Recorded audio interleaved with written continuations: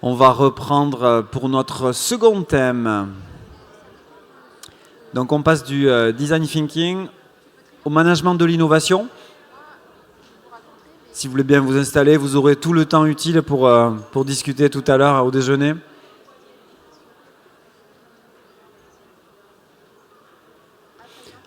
Avant que je n'oublie, on aura donc après cette table ronde un déjeuner qui se situera ici. Avant d'aller au déjeuner, on va prendre une photo de groupe. On va sortir du pavillon et on se mettra tous là en face du pavillon. Avant d'aller au déjeuner, on prendra une photo de groupe pour ceux qui veulent. Ceux qui veulent pas, c'est pas très grave. Mais...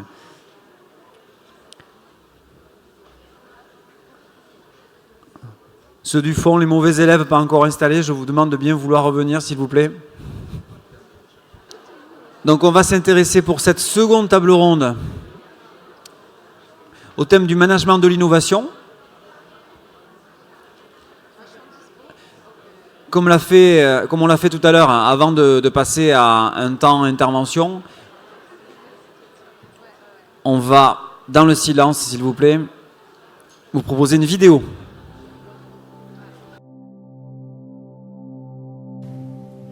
Le management de l'innovation dans les collectivités locales en 2 minutes. C'est quoi le management de l'innovation publique ? Le management de l'innovation publique est l'ensemble des actions conduites, des choix effectués et des dispositifs mis en œuvre dans le but de favoriser l'innovation publique. Ce management est fonction des différents stades de développement de l'innovation, à savoir sa création, son adoption, son implémentation et son institutionnalisation. 2 composantes fondamentales structurent le management de l'innovation publique. La première composante a trait à la définition des objectifs et à la sélection des moyens qui vont encadrer le processus d'innovation. La seconde composante concerne les actions d'animation, d'implémentation et de pilotage des processus d'innovation. Dans le cadre d'une innovation de plus en plus ouverte et interorganisationnelle, le management des interactions et des collaborations représente un enjeu fondamental visant à créer un écosystème d'innovation. Ce dernier regroupe un ensemble d'acteurs, d'organisations qui interagissent en faveur de l'innovation publique. Le management de cet écosystème public cherche à impulser et à accompagner le processus complexe d'innovation en matière de services et de politique publique. Pourquoi manager l'innovation en collectivité ? L'innovation apparaît aujourd'hui comme la principale voie d'amélioration de l'efficience de l'action publique, mais aussi de sa qualité. Elle permet de répondre à 2 enjeux majeurs. En interne, elle permet d'améliorer le fonctionnement des collectivités. D'un point de vue RH, elle concerne alors l'ensemble des dispositifs permettant de générer autonomie, créativité ou encore prise de risque des agents. Elle peut aussi concerner différents domaines de gestion, comme la stratégie, le marketing, la gestion de projet ou encore les nouvelles technologies. En externe, l'innovation permet d'adapter la qualité des services publics à l'évolution des besoins de la population, ceci dans un cadre financier et budgétaire de plus en plus contraint. Pour répondre à ces 2 enjeux, il est nécessaire de manager, autour de la réalisation d'une vision et d'une stratégie commune au sein du territoire, un ensemble complexe d'interactions entre les différents acteurs de l'innovation, qu'ils soient publics ou privés. Ce management peut alors passer par la création d'une communauté stratégique d'intérêt et de valeurs, structurée en réseau autour d'un leader public. Il peut aussi consister à favoriser la capitalisation et la diffusion de connaissances, et plus généralement, les apprentissages et l'intelligence collective. Comment mettre en œuvre le management de l'innovation en collectivité ? Bien que plébiscitées, les innovations ont du mal à s'implanter et à produire des résultats significatifs au sein du secteur public. Ceci pour 2 raisons principales. Premièrement, un contexte organisationnel local peu favorable à l'innovation, souvent marqué par la rigidité des procédures, par la faiblesse des incitations, par un fonctionnement vertical ou des structures cloisonnées. Deuxièmement, la complexité de l'innovation elle-même, qui repose sur des interactions multiples nouées entre une diversité de parties prenantes.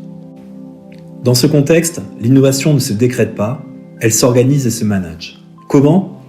En s'appuyant premièrement sur des dispositifs formels et deuxièmement sur des principes de pilotage et d'animation. Les dispositifs et les techniques formelles stimulent et soutiennent les processus d'innovation.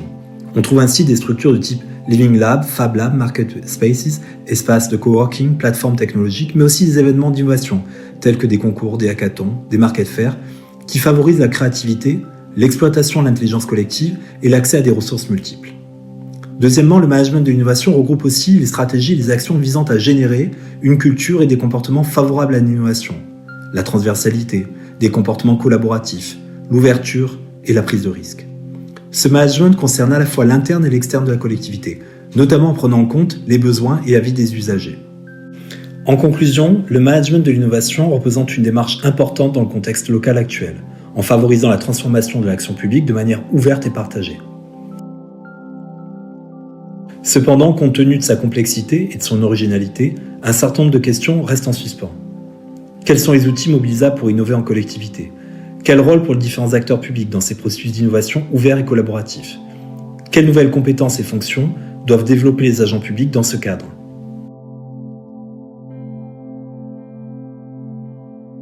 Merci à Christophe qui est présent là d'avoir réalisé cette animation. Donc pour répondre aux questions qui ont été évoquées, on a la chance, pas forcément pour la gestion du temps, mais pour la qualité des interventions, d'accueillir 5 intervenants. Donc Harmonie Roche, Pauline Chaming, Magali Barnoin, Françoise Clèche-Teltesco et Christophe Favoreux, qui vont, comme on l'a fait sur la première table ronde, apporter leur regard à la fois de praticiens ou d'universitaires sur ces questions de management de l'innovation. Donc compte tenu de notre timing, je passe la parole directement à Harmonie Roche qui va nous parler justement du rôle du lab ATF qui existe et qui a une vocation à diffuser l'innovation dans les collectivités locales. Bonjour à tous. David, si ça ne vous dérange pas, je fais ça debout. Bonjour tout le monde. Harmonie Roche, responsable du lab ATF. Alors, on m'a demandé d'intervenir sur quels outils pour un management innovant en collectivité.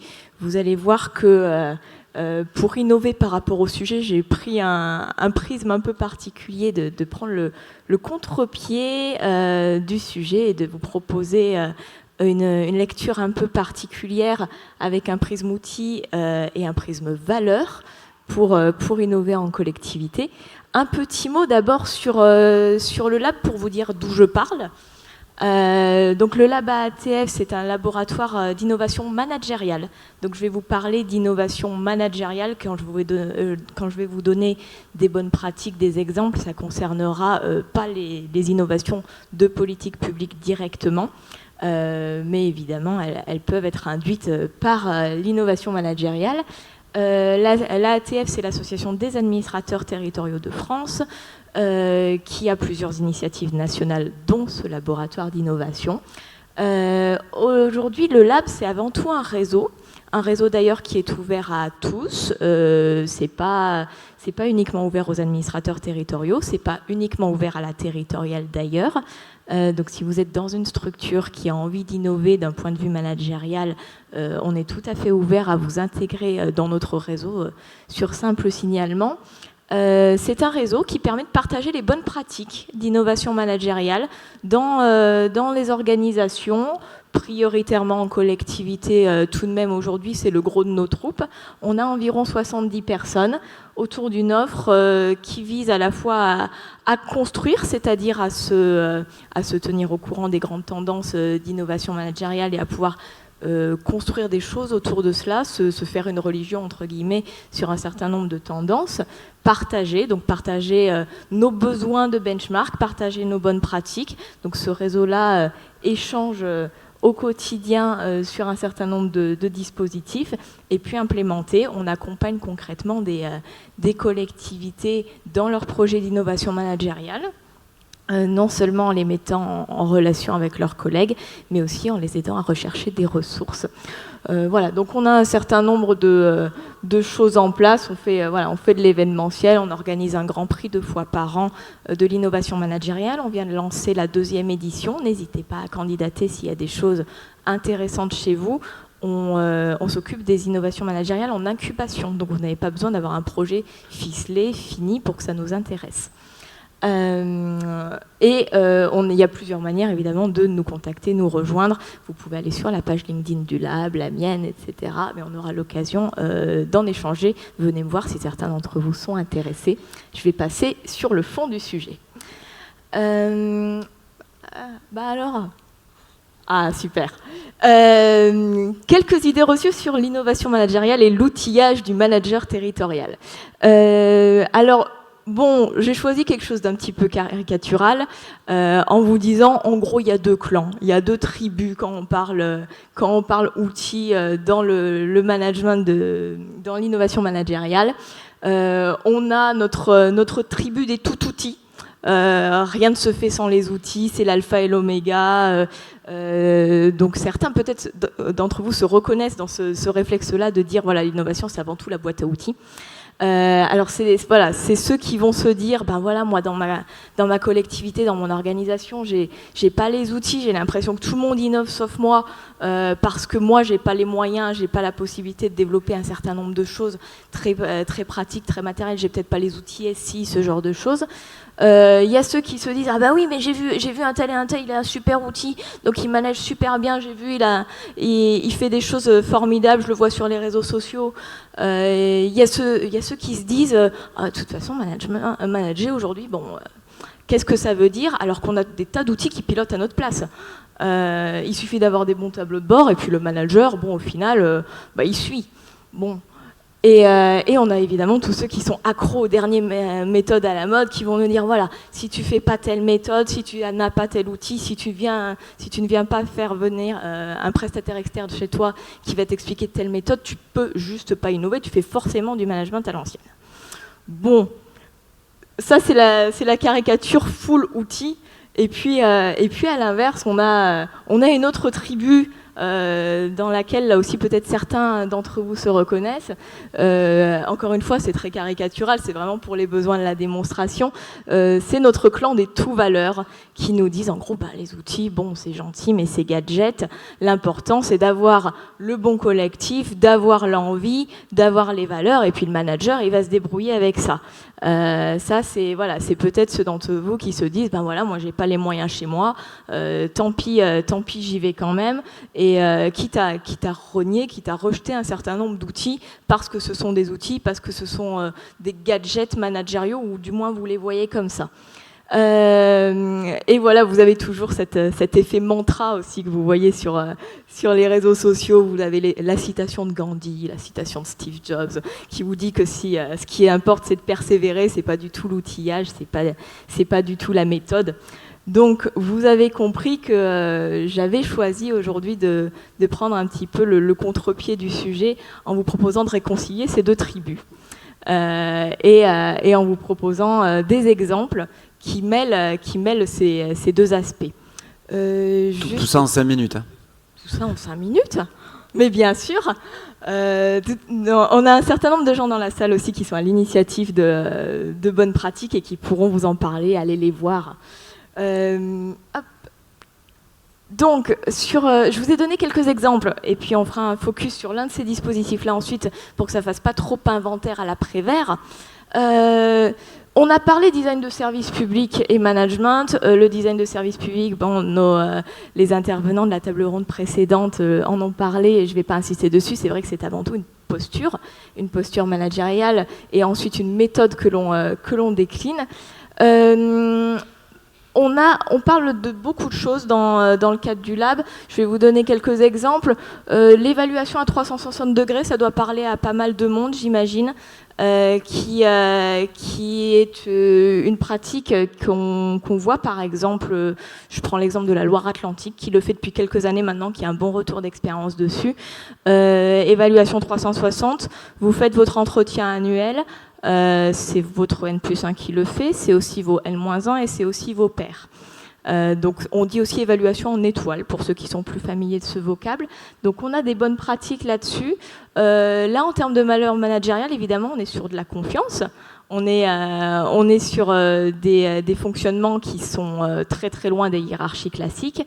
On est sur un état d'esprit, des valeurs managériales qui permettent ce genre d'outils. De la même manière, vous allez avoir des pratiques de mentoring inversé qu'on voit de plus en plus dans nos collectivités.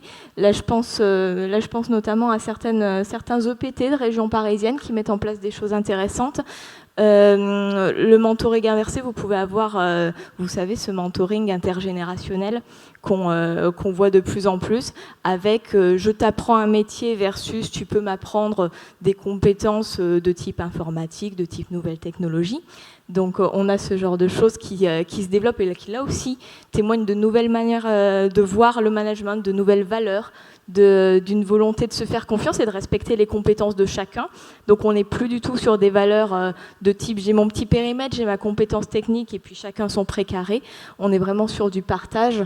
Je vais prendre quelque chose d'un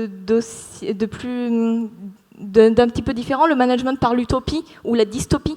On a des choses qui se développent, qui sont très bien. J'ai des exemples sur Bordeaux notamment, où on a des collègues qui ont innové en réunissant leurs cadres pour un grand projet et qui du coup ont tout remis à plat en disant on fait comme si on était hors de notre contexte, on fait comme si rien n'existait de notre collectivité, on a notre projet et on se dit quel est notre projet rêvé, là où on veut aller ensemble, qu'est-ce qui se passe si tous les voyants sont au vert, et on part de ça pour ensuite revenir au concret. Ça marche aussi avec la dystopie, certains l'ont fait, et au pire, qu'est-ce qui se passe? Et on fait cet exercice-là, et ça permet de détraumatiser un certain nombre de choses. Et au niveau du collectif, au niveau de la démarche managériale, ça traduit une volonté d'être de nouveau tous ensemble, et d'aller réfléchir ensemble, et de faire confiance au ressenti de chacun. On n'est plus du tout sur du management qui dit que les ressentis sont illégitimes et que seul compte le résultat technique, le résultat projet. On va avoir ces démarches qui rendent les ressentis, les craintes légitimes et légitimes à être écoutées dans le cadre des projets. Donc ça aussi, on est sur de l'innovation managériale. J'en ai un certain nombre en magasin, le CODIR inversé notamment qui se fait par exemple à Grand Paris Sud-Est Avenir. Le CODIR inversé, vous connaissez peut-être, c'est vous avez votre CODIR classique, sauf qu'une fois de temps en temps, vous allez avoir une équipe de directeurs ou de chefs de service qui va faire un pré-CODIR, qui va avoir son CODIR et qui va faire remonter un certain nombre d'informations, de questionnements au CODIR général et qui va du coup créer l'ordre du jour du CODIR général comme ça. Donc ça aussi, on est plutôt sur des pratiques qui sont plus dans le je dirige donc je suis, mais le je dirige donc je te suis. Donc ça change fondamentalement la posture. Évidemment, les démarches collectivité libérée, holocratie, on va en parler cet après-midi, donc j'insiste pas dessus. On a des démarches qualité managériale qui sont très intéressantes. On a des collègues dans la salle qui, y compris sur des petites collectivités, ont lancé des démarches qualité managériale systémiques, et ça, c'est quelque chose qui nous intéresse beaucoup, et qui ont permis de révolutionner la philosophie de leur collectivité avant de s'attaquer aux outils. Donc je me dépêche. Vous pourrez nous poser plein de questions sur tous ces dispositifs et tant d'autres. Est-ce qu'on peut... Voilà. Je voulais faire un focus sur l'intrapreneuriat, je me dépêche très vite, c'était pour pas faire inventaire à l'après-vert sur la précédente slide. L'intrapreneuriat, c'est l'un des dispositifs, l'un des outils sur lequel on a insisté très récemment avec notre réseau. Magali d'ailleurs sur l'un de ses posts a eu l'occasion de mettre en œuvre cet outil. L'intrapreneuriat, c'est avoir un entrepreneur ou plusieurs entrepreneurs internes à une organisation. Ça se fait chez certains grands groupes du privé, ça commence à se faire en collectivité. Et ce qu'on a vu avec les exemples de nos collègues qui venaient de collectivités très différentes et qui avaient un recul sur cette expérience, c'est que l'intrapreneuriat, c'est à la carte, comme tous les outils dont je viens de vous parler et comme tout outil d'innovation managériale. C'est à la carte, c'est-à-dire qu'on était sur des calendriers différents, on était sur des budgets différents dans leurs exemples. On avait des gens qui ont fait l'intrapreneuriat sur 6 mois, d'autres sur 2 ans. Il y en a qui avaient libéré du temps pour leurs intrapreneurs, certains le faisaient sur leur temps libre. On avait des collectivités qui s'étaient lancées sans budget, d'autres qui avaient pu mettre des centaines de milliers d'euros sur l'initiative intrapreneuriale. Donc on en a fait des choses intéressantes que vous pourrez retrouver sur nos médias. Et hop, Voilà. Et juste voilà, pour finir et pour ne pas être trop longue, je voulais juste boucler la boucle sur mon histoire de les outils, les valeurs, est-ce que ça s'oppose, est-ce que ça va ensemble, évidemment, avec cette idée de réconcilier nos deux tribus du début de la présentation. Alors je suis désolée, je vais très vite. Voilà, l'idée c'est d'avoir ce nuancier, ces clés du juste équilibre. Un outil, ça outille quoi? C'est ce qu'on se disait tout à l'heure sur les démarches de design. L'important, c'est de... Voilà, les outils, c'est bien, mais encore faut-il que ça outille une démarche, que ça outille un état d'esprit. L'outil, c'est un prétexte à la démarche qui doit servir, c'est un média. Mais ce n'est pas le fond du problème. Alors si vous posez des questions de comment je mets en place l'évaluation 360 chez moi, peut-être que ça vaut le coup de se reposer avant tout sur les objectifs, plutôt d'être sur comment je responsabilise mes cadres intermédiaires, par exemple, et peut-être que l'Eval 360 peut être l'un des outils, plutôt que de partir de l'outil en disant comment je fais ça. Le seul mantra réaliste pour nous, c'est les bonnes pratiques, évidemment. C'est pas avec de la persévérance, on fait n'importe quoi. Avec du courage, on arrive au bout du chemin. C'est vraiment, on voit les bonnes pratiques des autres et on s'en inspire et on l'adapte chez soi, surtout. Nous, on est très très fans, par exemple, je fais de la promotion de l'HR Optima, de la banque de données de l'innovation territoriale, qui est disponible en ligne, qui est ouverte à tous, et à laquelle Optima nous donne un accès privilégié, et je vous remercie encore. C'est une banque de données qui recense les bonnes pratiques d'innovation, pas que managériales pour le coup, dans les collectivités territoriales, et que vous pouvez non seulement consulter, mais alimenter. Donc pour nous c'est vraiment ce type d'information dont il faut partir, plus que tous les mantras, plus que tous les outils. Et cet équilibre entre quick wins, victoire rapide, petits pas, et révolution institutionnelle. L'idée, c'est que nos valeurs nous font office de fil conducteur.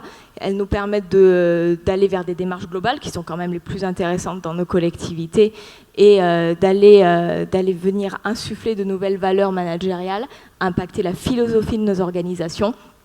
Mais ce qui compte aussi, c'est d'arriver à des résultats concrets au jour le jour et donc du coup de passer du global au quotidien de l'institution. C'est pas la peine de lancer une démarche qualité managériale globale chez soi si au quotidien les agents voient pas la différence, si au quotidien leur qualité de vie au travail n'est pas améliorée. C'est aussi pour ça qu'on fait ça.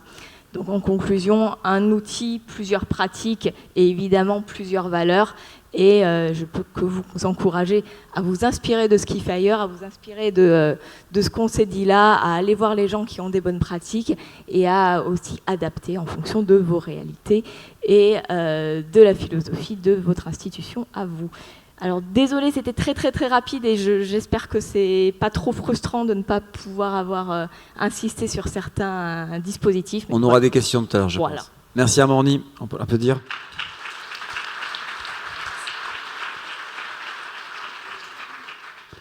Madame Chabin. J'enchaîne de suite.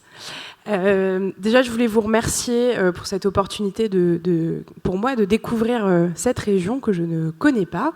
Et je vais vous faire découvrir la mienne et surtout ce qu'on a mis en place en matière d'innovation managériale à la région Île-de-France.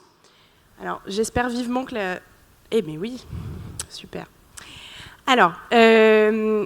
je vais partir d'un événement qui s'est passé dans la vie de la région Île-de-France en février 2018, qui est notre déménagement, et vous expliquer comment on a presque utilisé ce grand changement pour nous, pour mettre en place et accompagner une révolution culturelle au niveau du management.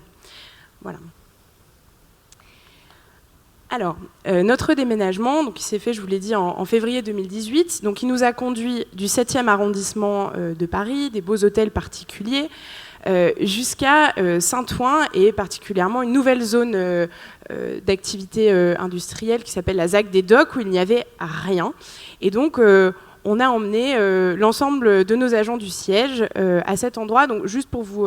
refaire un petit contexte, donc la région Île-de-France, c'est 10 500 agents, 8 500 agents dans les lycées et 2 000 agents au siège. Donc le premier objectif de ce déménagement, c'était rééquilibrer la région au cœur de notre territoire. Le deuxième objectif, c'était de mettre en place un lieu unique pour l'ensemble des agents. Donc on est passé de 11 sites à un seul site. On travaillait beaucoup en silo, et vous vous imaginez, mais c'est le cas pour beaucoup d'entre vous, sur 11 sites, c'est quand même pas très évident de communiquer. On avait un petit peu des petites chapelles managériales, chacun en son royaume, et donc maintenant, tous dans ce nouveau lieu à Saint-Ouen. Et c'est bon, c'était la suivante.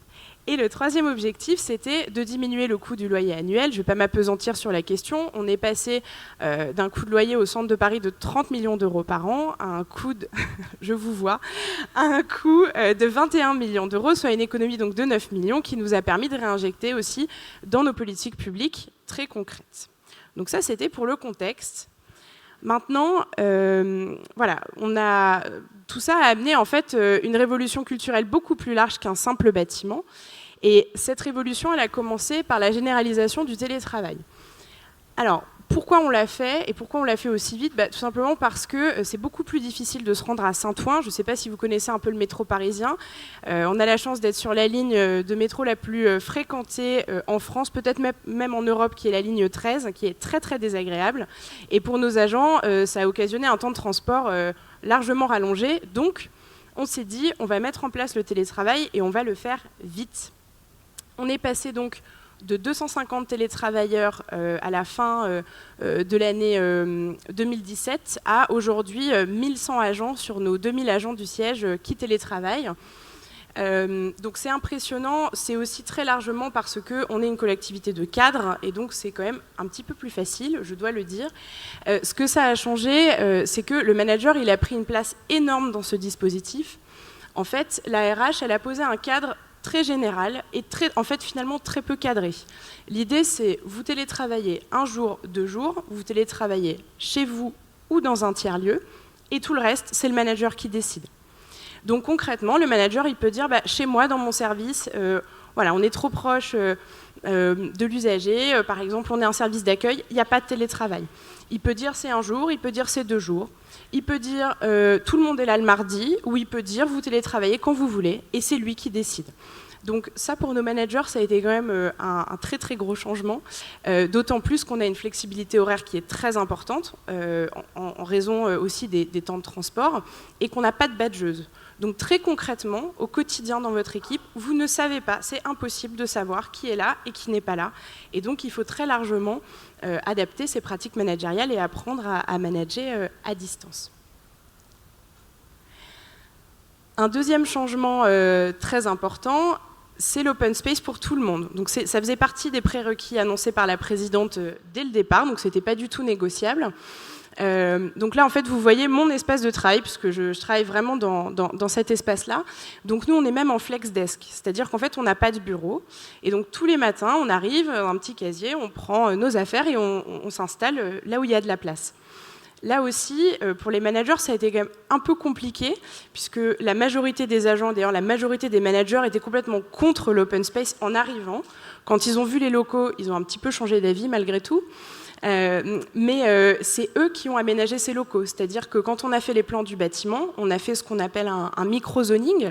Donc on a vraiment voilà, vous êtes manager, vous avez 10 tables, vous les mettez comme vous voulez. Vous mettez les agents en flex ou en fixe, c'est vous qui décidez.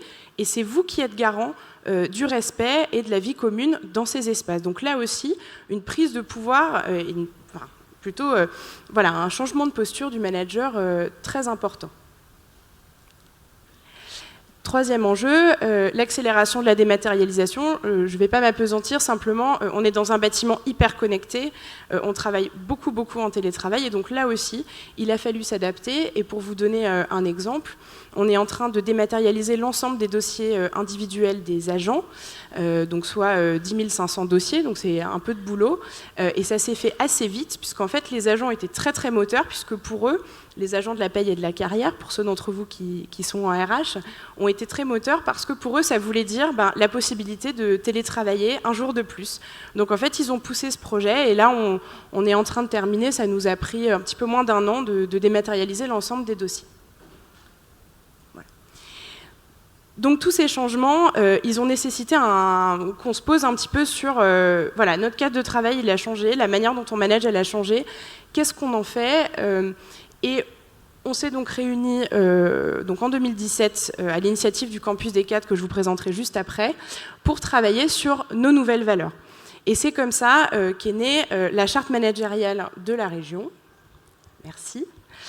Alors, cette charte managériale, elle a été co-construite par l'ensemble des encadrants qui ont défini les valeurs qui, selon eux, caractérisaient le management à la région Île-de-France, donc nouvelle génération, si on peut dire comme ça. Donc ces valeurs, c'est la confiance, l'autonomie, la responsabilité et le sens du collectif. Alors, c'est assez bateau et assez large. Malgré tout, c'est pour nous une lame de fond, on s'en est beaucoup servi et c'est un document qui est régulièrement réinterrogé, on y rajoute de bonnes pratiques. Là, par exemple, on va l'adapter pour les agents des lycées qui ont été un petit peu oubliés de cette démarche puisqu'ils n'ont, eux, pas déménagé et avec lesquels on travaille aujourd'hui sur l'innovation managériale. Alors, du coup, pour accompagner tout ça, on s'est doté en RH d'un outil privilégié qui s'appelle le Campus des Cadres. Alors, le Campus des Cadres, il est né en 2017. C'est pas un lieu, c'est pas quelque chose de permanent, c'est simplement un ensemble d'initiatives qui sert à accompagner les cadres dans ce changement. Donc, son premier objectif, c'est d'animer une communauté de pairs. Donc, pour vous donner un exemple de ce qu'on peut faire là-dedans, alors, on a beaucoup travaillé pendant le déménagement sur qu'est-ce que ça veut dire de manager dans des nouveaux espaces de travail, qu'est-ce que ça veut dire de manager à distance, avec des méthodes, par exemple, on a beaucoup utilisé l'approche design, on a fait des personas, etc., donc tout ce qu'on a vu tout à l'heure. Et après le déménagement, il a fallu aussi continuer cette démarche de partage de pratiques entre pairs. Et on a mis en place, et on est en train d'élargir largement, y compris aux collègues des lycées, le co-développement. Donc le partage de pratiques et la résolution de problèmes entre pairs sur le principe du co-développement qui fonctionne, ma foi, plutôt pas mal. Un deuxième objectif du Campus des Cadres, c'est de renforcer les connaissances managériales. Alors, on a évidemment, comme vous tous et vous toutes, j'imagine, un plan de formation avec des formations assez classiques, assez descendantes. Nous, on a pris un petit peu le contre-pied de ces formations-là en se disant on veut toucher des cadres de tout niveau qui boudent un petit peu les formations managériales. On ne les voit pas beaucoup. Et donc, comment on va faire ? Et donc là, on a décidé d'expérimenter de nouvelles techniques. Alors parfois on se plante, parfois on propose un sujet, il n'y a pas grand monde, parfois ça fonctionne et on le propose plusieurs fois. Le point commun entre tout ça, c'est qu'on essaye de tester des formats assez courts, on met en place beaucoup de ludiques, on travaille beaucoup sur, par exemple, les jeux managériaux. On a fait... pour vous donner un exemple, un jeu de loi sur la gestion statutaire pour les agents des lycées qui a extrêmement bien fonctionné. Donc on a construit en interne de l'ARH nous-mêmes avec finalement assez peu de moyens, si ce n'est un jeu de loi imprimé sur Internet. Donc voilà, c'est aussi faisable à moindre coût, parce que bon, ce que je vous montre, il y a quand même eu des sous dans le déménagement, je ne vous le cache pas. Mais pour le coup, au campus, on est beaucoup sur l'intelligence collective, l'intelligence interne, et mobiliser les compétences de nos agents pour organiser des ateliers à destination de nos cadres. 2 minutes. C'est fini. Troisième objectif du campus, stimuler l'esprit d'ouverture et la prise de recul. Donc là, vous avez une photo qui représente un des événements qu'on organise régulièrement, qui s'appelle le Lab des cadres. En fait, on prend un petit groupe de cadres, une vingtaine, et on les emmène dans un lieu extérieur à la région, rencontrer un grand témoin extérieur à la région, voire même extérieur au monde territorial, pour évoquer ensemble une problématique managériale. Donc un exemple, on a été dans un hôpital rencontrer un chef de service d'urgence pour travailler sur la notion d'urgence dans le management. Donc on a tous bien relativisé nos urgences personnelles. Ça fait du bien parfois. On a aussi rencontré un parapentiste qui nous a expliqué comment il faisait un plan de vol. Et en gros, voilà, quand il y a un orage, c'est la cata, il faut dévier. Donc ça nous a un petit peu inspiré dans nos propres pratiques. Dernier objectif du campus, je termine très vite, intégrer les nouveaux arrivants. Alors, nous, notre postulat, c'est de dire, nos nouveaux arrivants, depuis 2018, ils viennent en connaissance contexte. Donc, a priori, ils font plutôt partie des 1/3 de la population qui sont pour ces changements managériaux. Donc, on va essayer de les embarquer et on va essayer de les garder avec nous. Alors, pas forcément pour toute leur carrière, en tout cas les premières années, les premiers mois, qu'ils intègrent vraiment cette communauté des managers. Et donc on a mis en place un dispositif de parrainage pour les cadres du siège, mais aussi pour les cadres des lycées, qui permet aussi dans une dynamique de transmission des savoirs et d'intergénérationnel, d'intégrer et de leur faire connaître aussi l'informel de la collectivité, de se créer du réseau. Voilà. Et alors, du coup, la suite pour nous, qu'est-ce que c'est? Alors, notre présidente parle tout le temps d'administration libérée. Je sais qu'on en parlera tout à l'heure. Alors, je ne sais pas si on y arrivera. Je ne sais même pas si c'est un objectif atteignable. En tout cas, la suite pour nous, c'est d'accompagner encore beaucoup de changements et de transformations internes. On va mettre en place un incubateur de start-up, on va mettre en place voilà, un chatbot en RH pour pouvoir parler plus directement avec nos usagers. Donc ça, c'est ce qui arrive pour le campus. Donc pour accompagner tout ça, on s'intéresse beaucoup aujourd'hui à l'intelligence collective et à la facilitation, donc de prendre des agents pour faciliter les réunions et aider les cadres à animer un peu différemment leurs réunions. Une autre chose qu'on regarde de près, c'est le développement des réseaux sociaux, parce que pour parler à nos cadres des lycées et pour qu'ils se parlent entre eux, c'est quand même très compliqué parce qu'ils sont très très loin. On en a certains qui sont presque à 3 heures de route les uns des autres. Donc on va essayer de mettre en place un réseau interne d'échange de pratiques entre managers de manière dématérialisée. Donc voilà pour les perspectives. Et pour nous, ce qui est à venir, c'est aussi le vrai changement de culture, celui qu'on attend et celui sur lequel on travaille maintenant depuis 3 ans. Voilà. Je vous remercie.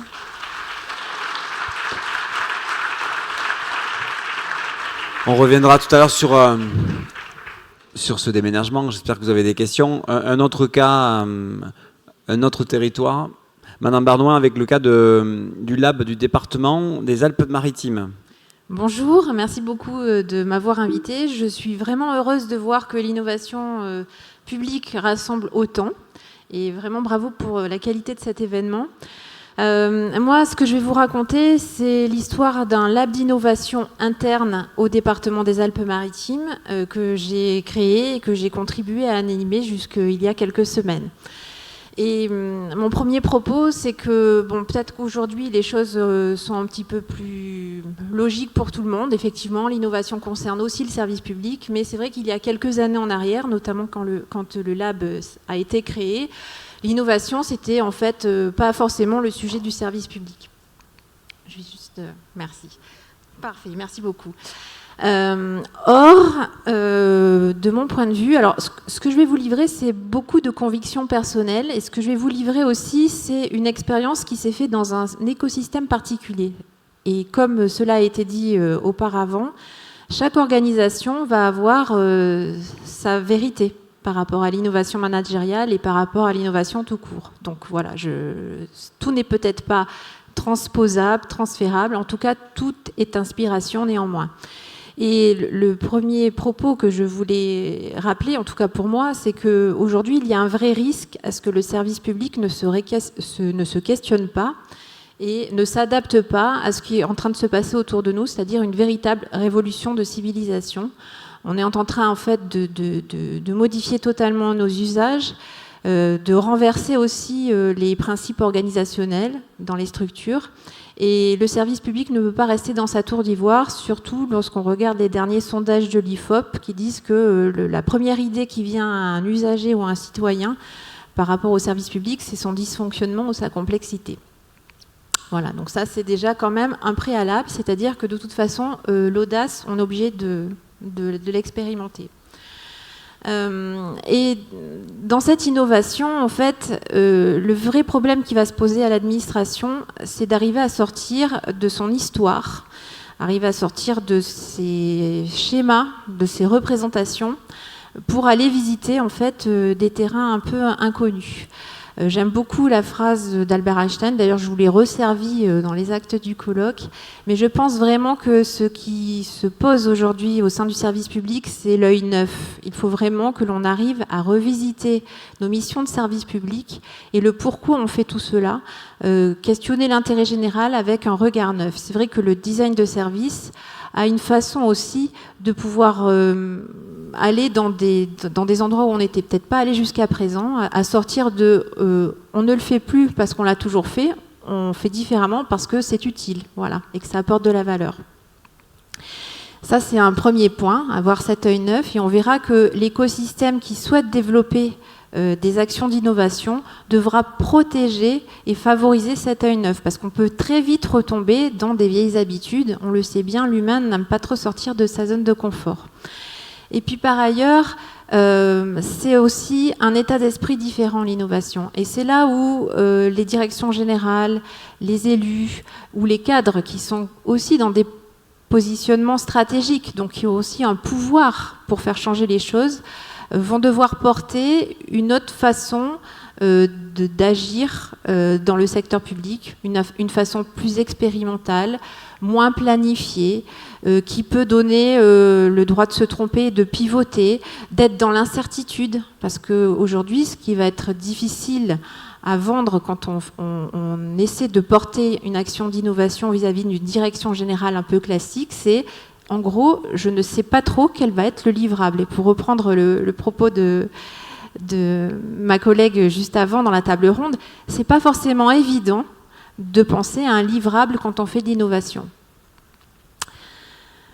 Donc ce lab d'innovation a été créé en 2015 dans un contexte très particulier puisque à l'époque le département s'était engagé dans un gros programme de transformation numérique et que la vision du directeur général des services de l'époque, donc je reviens toujours à mon sponsor, était la vision juste, à mon sens, que cette transformation, elle est avant tout une transformation culturelle avant d'être une transformation technologique. Alors certes, la technologie, elle est là, elle nous entoure, elle va très vite, elle est même là avant les usages, c'est ce qui pose toute la question en fait de l'incertitude et de quoi faire avec. Et c'est la raison pour laquelle bien souvent en fait on se positionne sur le comment et pas sur le pourquoi. Mais donc cette vision-là, c'était de dire on doit incarner ce changement culturel, ce changement dans les manières de faire, dans les manières de penser, dans les manières d'agir. Et je veux que ce soit en gros sacralisé par un lieu différent. Donc il m'a vraiment passé une commande de construire, on verra une photo un petit peu plus loin, un lieu qui soit pas un lieu avec des codes administratifs. Donc le mobilier, l'outillage était aussi le symbole de cette différence. La deuxième chose, c'est que dans ce lab, en fait, on y a mis des moyens. Alors, on n'a pas mis des gros moyens. D'ailleurs, quand je dirigeais ce lab, je n'avais absolument aucun budget. J'étais la pique assiette de service, donc j'allais récupérer des budgets à droite et à gauche en fonction des actions.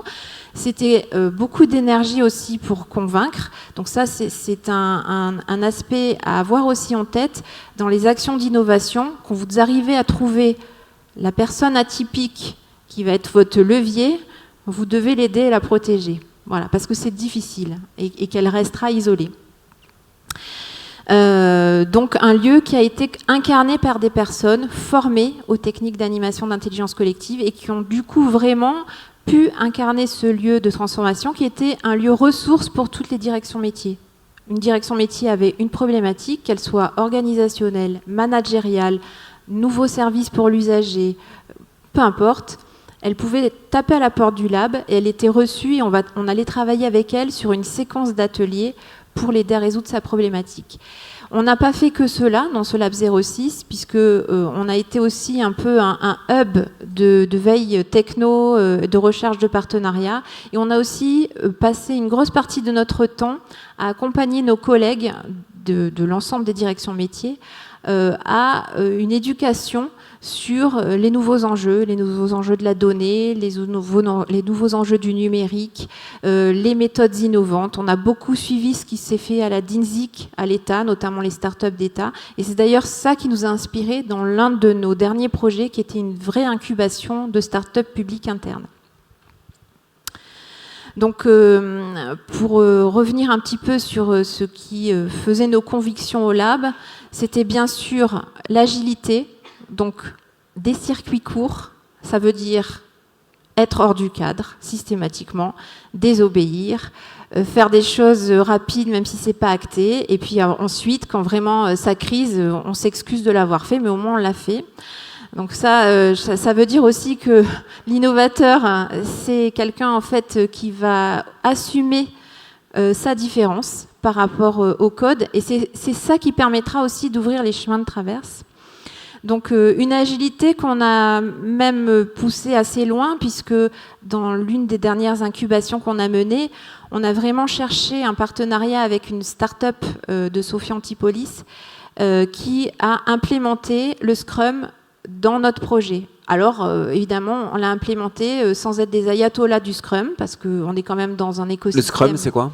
C'est une méthodologie agile qui est très utilisée dans les développements informatiques, mais qui répond enfin à certains rituels très particuliers. Et dans l'administration, on ne pouvait pas tout implémenter. Et ça aussi, c'est un autre message que je voudrais faire passer. Quand on est dans l'innovation, il faut avoir le sens du hackage. Il faut être un hacker. On va aller piquer ce qui est intéressant dans cette méthode, on l'adapte et on le fait fructifier dans l'écosystème avec la bonne recette qui va pour cet écosystème. Moi, j'ai passé mon temps en fait à aller emprunter des éléments en design thinking sans forcément avoir suivi un cursus universitaire sur ce sujet-là, à aller emprunter des éléments à Scrum. Et tout ça, en fait, après, on en fait un petit kit méthodologique d'action consensuelle où tout le monde s'y retrouve, qui parle à tout le monde et qui permet d'avancer différemment. Et donc, voilà, ça c'est le Lab 06. Alors pour l'instant, il est vide dans la photo, mais je peux vous assurer qu'en 3 ans, on a formé près de 300 personnes sur des actions de sensibilisation. On a mené plus de 150 ateliers avec des collègues dans plein de sujets. On a beaucoup travaillé avec le social les derniers mois, et notamment l'un des projets qui a été incubé en format start-up était un projet du social qui répondait à la question « Qui fait quoi dans un territoire dans le monde médico-social ?» puisqu'on s'est rendu compte que c'était un frein énorme dans la qualité du service rendu, puisqu'on a beaucoup de partenaires qui interviennent dans l'ouverture des droits et en fait sur le territoire ils ne se connaissent pas forcément. On est forcément, c'était la petite citation d'avant, en gros, prière de ne pas déranger ceux qui essaient. On est forcément dans ces écosystèmes un peu novateurs sur des essais qui vont être regardés comme mais qu'est-ce qu'ils font là-bas, quoi ? Ils mangent des bonbons et ils jouent avec des post-it. Donc ça, c'est quelque chose qui est extrêmement frustrant, parce qu'on sait que quand on travaille en lab, on passe énormément de temps à préparer, à restituer, à accompagner les groupes. Et c'est vrai que parfois, comme on y met des éléments de convivialité, parce que l'une des valeurs, c'est aussi d'être bien ensemble, et c'est parce qu'on est bien ensemble qu'on est créatif, être réduit à ça, c'est parfois assez frustrant. Mais bon, moi, je m'en suis servi. Je dis, puisque on mange des bonbons et qu'on joue avec les post-it, venez, c'est super sympa. Voilà. Donc, du coup, on a un peu aussi bâti la notoriété, notre différence là-dessus. Sur l'intrapreneuriat, je vais essayer de finir vite parce que je pense qu'on est dans... C'est difficile de tenir en 10 minutes quand on parle de quelque chose dont on est passionné. Mais ce que l'on a essayé de pousser jusqu'au plus où on l'a pu au lab, c'était ce concept d'intrapreneuriat. Donc la première étape a été d'organiser des sessions où on a vraiment donné la parole aux agents. Donc c'est aussi très important, ça a été déjà dit antérieurement, mais la parole a la même valeur qu'on soit un haut cadre ou un agent d'entretien. Voilà. Les bonnes idées viennent de tout le monde. Et ça, c'est aussi un code qui n'est pas forcément toujours acté par la haute hiérarchie. Donc on a donné la parole aux agents, et là c'était un circuit direct entre l'agent et la direction générale. Donc c'est vrai que vous aviez des cadres intermédiaires ou moins intermédiaires qui n'étaient pas super contents qu'on puisse les squeezer. Ce challenge-là a permis de primer des idées, et le prix de cette idée, c'était qu'ils étaient accompagnés en lab. Alors la première année, on n'est pas été assez loin dans la manière d'accompagner. On avait encore des ancres, notamment on dépendait de direction ressources qui n'étaient pas dans le même calendrier que nous. Donc la deuxième année, en fait, on a amélioré notre dispositif, on apprend toujours de ses erreurs. On a décidé d'avoir un petit budget pour être totalement autonome dans l'accompagnement, et c'est là où on a pu contractualiser avec une start-up qui a développé donc cette fameuse plateforme qui répond à la question du qui fait quoi. Et là, cette deuxième expérience, on a essayé vraiment de la nourrir avec des outils méthodologiques comme le Design Sprint, qui était un outil de cadrage dans un délai très court, parce que c'est vrai aussi que quand on met les équipes sous pression au niveau du temps, on obtient en fait des résultats qui sont parfois vraiment surprenants. Et c'est surtout qu'on donne un rythme qui est différent du rythme administratif, où on se revoit par exemple tous les mois. Et quand on se revoit tous les mois, il faut se remettre dans le sujet. Donc c'est pareil, votre expérience en 6 mois, pour moi en fait l'innovation, elle est liée à la notion de temps et de temps court. On peut s'inscrire dans des temps de moyen terme, voire de long terme, sur des actions de sensibilisation, de pédagogie, mais ce qui va prouver la valeur, c'est forcément des temps courts de 6 mois ou 8. Voilà. Et puis après, on a utilisé toutes les techniques de développement centré utilisateur tout au long du projet. C'est-à-dire que concrètement, on avait des sprints de développement de 2 semaines, et pendant 2 semaines, ce qui était livré était testé avec les futurs utilisateurs du service. Et en fait, on a sans arrêt amélioré la plateforme, pivoté sur certaines fonctionnalités, on a lâché des choses qui se sont avérées inutiles parce que au contact de l'usage. Et cet intrapreneuriat ne s'est pas fait non plus de manière trop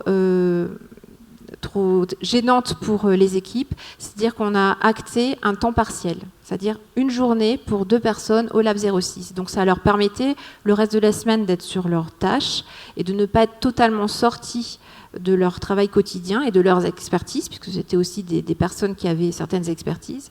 Et puis aussi, ça permettait que si l'action, en fait, on s'était trompé, que le projet tombait, eh bien, ces personnes, elles avaient facilité à revenir dans leur poste. Ce qui n'est pas le cas dans l'intrapreneuriat à temps complet, où la personne sort vraiment de son poste pendant 6 mois. Et puis, si au bout de 6 mois, le projet en fait n'a pas fonctionné, c'est pas forcément facile pour elle de revenir. Voilà. Donc ça, c'était aussi un témoignage que je voulais donner par rapport à ce cadre. Et je vais m'arrêter là, même s'il y avait d'autres choses, puisque je vais laisser la parole. C'est gentil. Voilà. Merci, Madame Bardouin.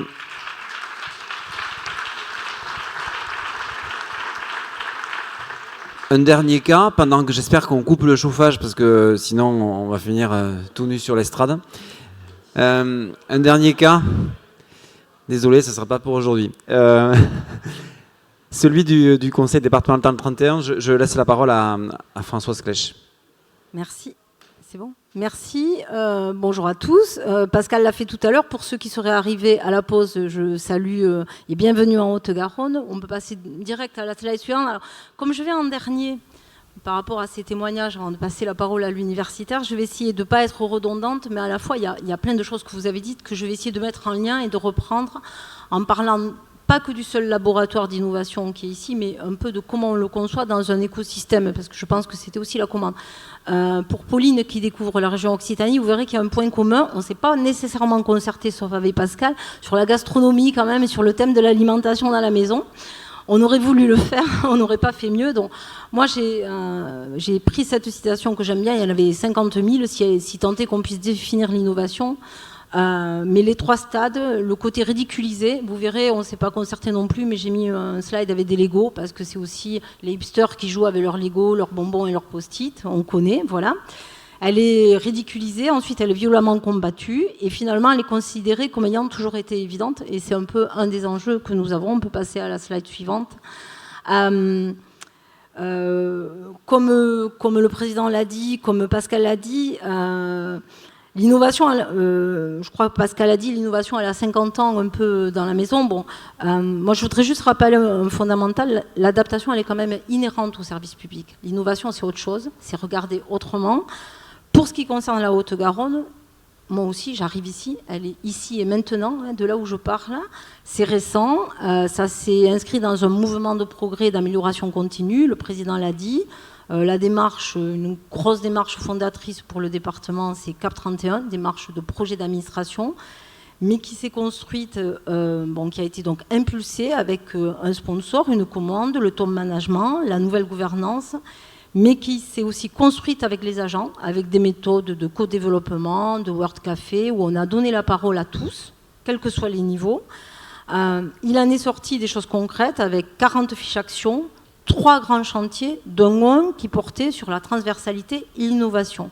Et c'est les agents qui participaient à ce groupe transversalité et innovation qui ont fait émerger le besoin d'avoir un lieu, un lab, un lieu hors les murs et hors la hiérarchie, pour reprendre, je crois que c'est Harmonie qui l'a dit, je ne sais plus.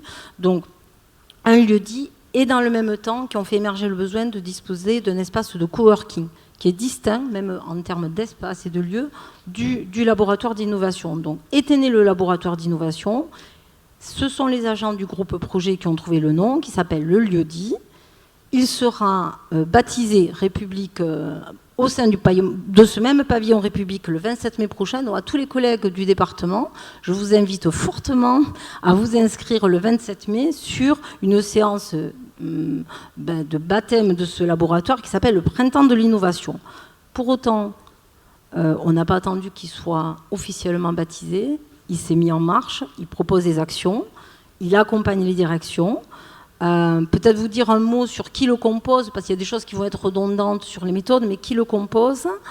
Il y a des gens qui sont dédiés au laboratoire d'innovation, mais on a aussi des agents qui sont mis à disposition d'autres directions, sur un temps qui n'est pas forcément timé, mais en fonction des besoins, des gens qui viennent de la direction informatique, des gens qui viennent de la direction environnement, qui ont été formés à la facilitation et à l'intelligence collective. On a une coordonnatrice, un chargé de communication, un logisticien.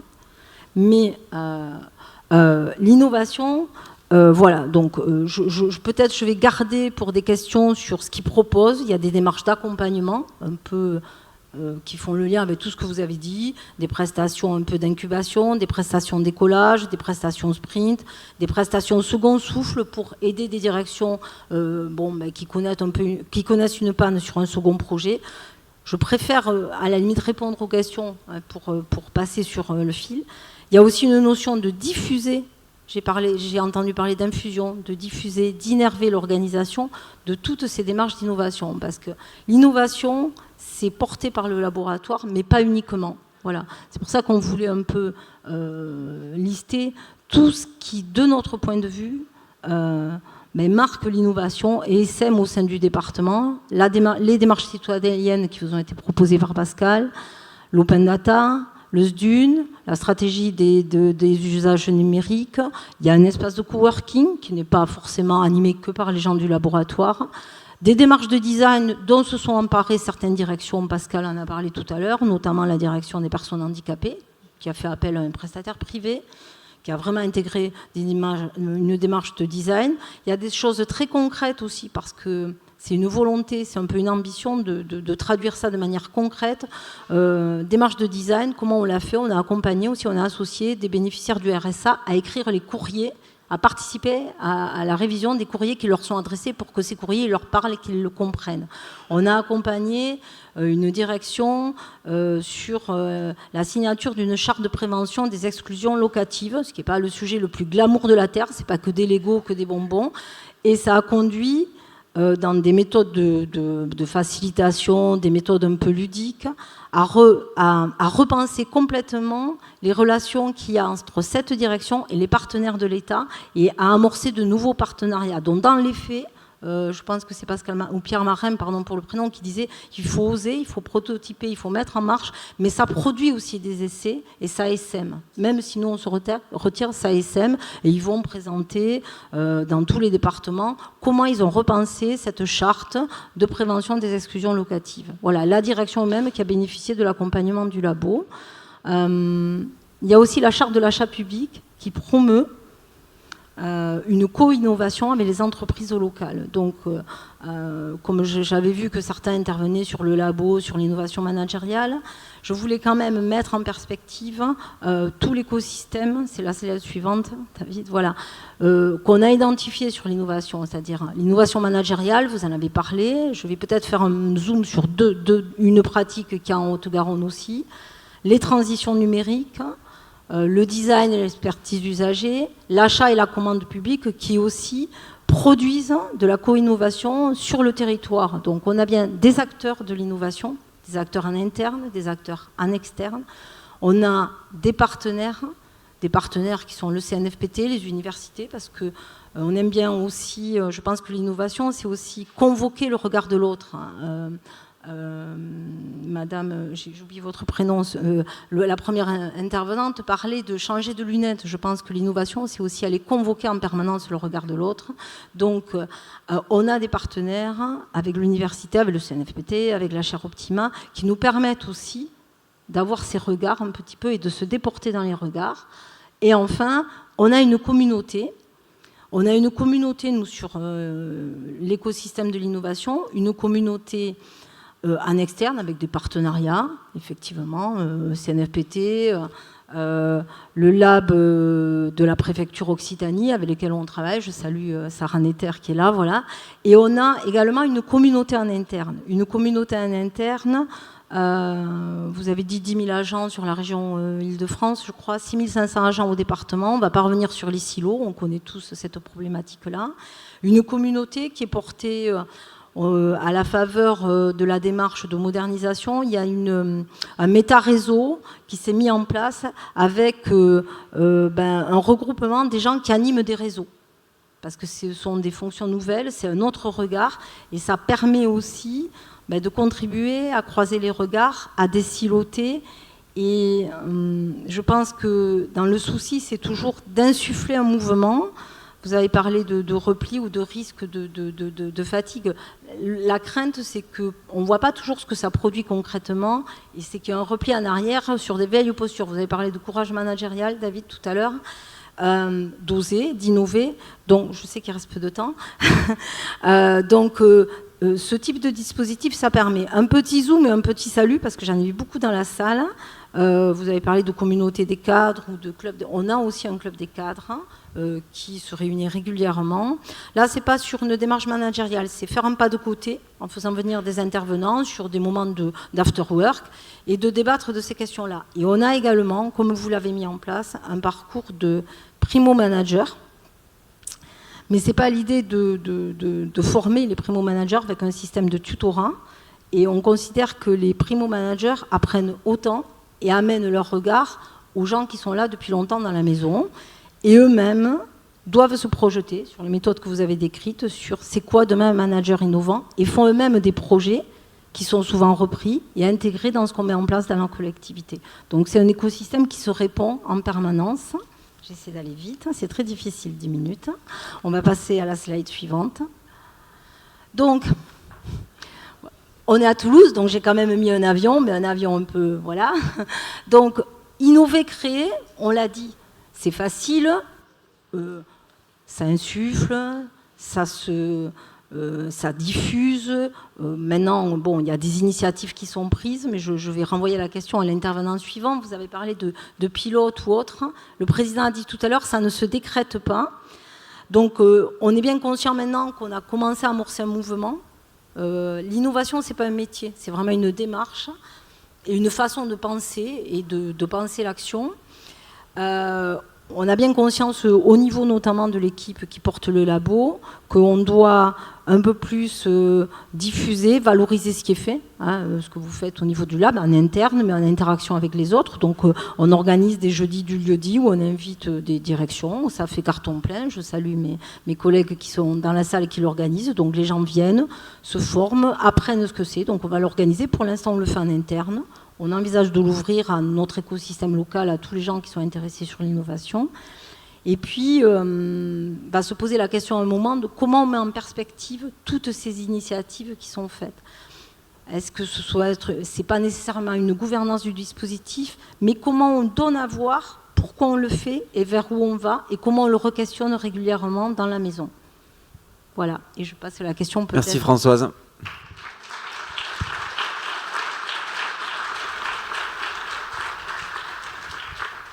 Une dernière intervention qui voudrait être rapide, Christophe, ouais. Comme toutes les interventions universitaires, sur justement le regard que tu portes toi sur le management de l'innovation. Merci, bonjour à tous. Donc chaque année, j'ai la difficile tâche, mais très stimulante tâche de synthétiser, de mettre en perspective les différentes interventions et de les mettre en perspective par rapport à l'état de l'art, de la recherche académique. Alors, le thème était le management de l'innovation. Très rapidement, vous verrez, j'ai pris une focale. Pourquoi le management de l'innovation? Elle a dit, et ça c'est vraiment, je pense, une spécificité de l'innovation publique par rapport au privé, si on peut, parce qu'il y a des différences. dans le public, c'est à la fois beaucoup plus complexe. Pourquoi ? Parce que l'innovation, elle est multidimensionnelle. Ça, c'est un élément dans le management de l'innovation. C'est que très souvent, une innovation, par exemple, de service, va appeler une innovation managériale qui elle-même va nécessiter une innovation organisationnelle. C'est l'effet cascade. Et d'ailleurs, dans le management de l'innovation, il va falloir anticiper ces différentes étapes et ces différents changements nécessaires. Elle est multi-organisationnelle et inter-organisationnelle, intra- et inter-organisationnelle. Elle mobilise une diversité d'acteurs, davantage que dans le privé, parce que les politiques publiques sont complexes, parce que les ressources sont dispersées et les moyens aussi sont limités. Ce qui la rend complexe, ce qui la rend aussi incertain par rapport aussi au privé, c'est les nombreux freins qui existent, qui est lié à l'histoire, à la bureaucratie, au système organisationnel qui fonctionnait mais qui sont moins adaptés à ces types donc de la version risque, notamment par exemple la recherche de consensus. Je suis un petit point, mais ça a été mis en évidence comme étant un facteur de blocage de l'innovation. Pourtant, c'est une valeur que l'on essaye de promouvoir, la recherche de consensus. Or, la recherche de consensus, ça peut limiter, voire empêcher l'innovation. Donc derrière, étant donné ces caractéristiques d'innovation publique, le management de cette innovation est un élément fondamental. Et le management d'innovation, c'est quoi ? C'est un ensemble de choix, de décisions, d'analyses, j'ai mis, d'actions et de dispositifs. Et je reviendrai sur le premier point, c'est les analyses et les diagnostics. Le management d'innovation, c'est aussi avoir une stratégie en matière d'innovation. Parce que très souvent, on va sur la partie 2 ou 3 directement. On pense aux dispositifs, aux structures. Or, les dispositifs, il y a plusieurs besoins, il y a plusieurs types d'attentes, il y a plusieurs contextes, ce qui fait que finalement, il y a différents types de labs, ce que je vais évoquer. Donc, sur ce management de l'innovation, dans la recherche, il y a aujourd'hui 3 domaines qui mobilisent un grand nombre de chercheurs, les facteurs qui influencent la dynamique d'innovation. Il y a plusieurs stades, l'adoption, l'implémentation, l'institutionnalisation, voire l'abandon. Et à chaque stade, il y a des facteurs différents. Notamment sur l'adoption, on voit que les facteurs contextuels sont importants. Sur la mise en œuvre, les facteurs en termes de leadership, politique, administratif, prédominent. Ça, on a beaucoup travaillé dessus à travers la chaîne Optima. Et le deuxième point sur lequel nous travaillons, c'est le management des écosystèmes. On en a parlé, c'est-à-dire que l'innovation en public, ce sont des écosystèmes, une diversité d'acteurs, et c'est aussi tout ce qui est réseau d'innovation collaboratif, dont le Lab ATF est aussi on est un exemple. Et le dernier point, qui mobilise beaucoup de recherche, qui est très intéressant, ce sont les lieux d'innovation, les espaces physiques. Et ça aussi bien dans le public que dans le privé. Et pour une fois, c'est très très bien, la recherche dans le public est au même stade que dans la recherche dans le privé. C'est-à-dire que les labs, aujourd'hui, c'est vraiment une innovation aussi bien dans le privé que dans le public. Et donc il y a des logiques de fertilisation croisée, et je pense que c'est une des thèses que je défends, que très souvent la transposition se fait, vous parliez des méthodes Scrum par rapport aux méthodes dans le cycle en V, ainsi de suite, très souvent les transpositions se font du privé vers le public. Je pense qu'il y a aussi, c'est une idée, beaucoup de possibilités du public vers le privé en matière de gouvernance, et notamment ces lieux d'innovation. Je vais m'attarder sur ce point que je vais développer, puisque ça correspond aux différentes présentations qui ont été faites, sur les lieux dits, le campus des cadres, qui sont des labs d'innovation. Alors, ces espaces d'innovation, si vous regardez bien aujourd'hui, vous avez un nombre de termes assez important, des Fab Labs, des Living Labs, des Open Labs, des plateformes technologiques. On a du mal à savoir ce que c'est, ça correspond à quoi, quels sont les... Si on peut relever des éléments communs de ces dispositifs, c'est ce qu'on appelle aujourd'hui des semi- ou des quasi-structures.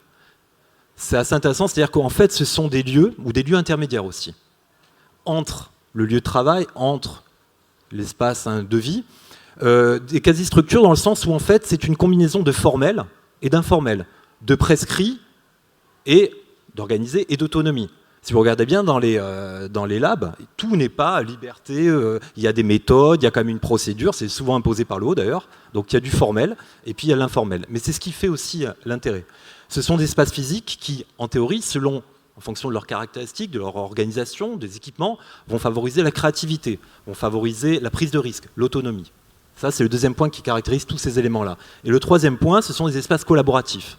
Logiquement, l'idée, c'est qu'en fait, l'intelligence, elle est collective, elle est dispersée, il y a des logiques de synergie, et finalement, aucun acteur ne dispose des connaissances, des ressources seul, il faut collaborer. Et donc, ces espaces visent à créer de la collaboration.